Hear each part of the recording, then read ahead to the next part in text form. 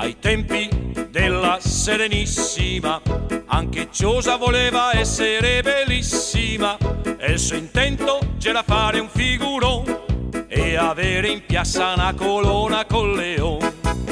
E deve essere l'ottava meraviglia, per sta opera non si deve badare a spesa. La deve essere la più grande novità, perché anche il doge sta a bocca spalanca. E allora il Gran Consiglio sentenziò: femo arrivare sta montagna, sì o no?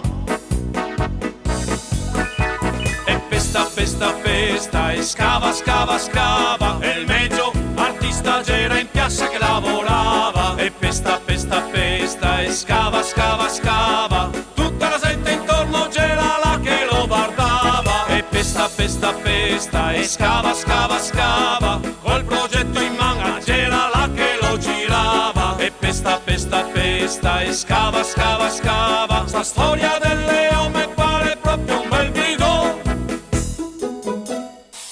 Secondo tempo. Una meraviglia, una roba mai vista, una montagna rivaso dall'Istria, perché fioi se volemo sto leone dovemo tutti quanti tirare il cinturone. Ma deve essere il nostro baluardo, in piazza ti devi sempre alzare lo sguardo. La deve essere la più grande novità, perché anche il doge sta a bocca spalanca. E subito il consiglio sentenziò: allora andiamo a scarpellare, sì o no?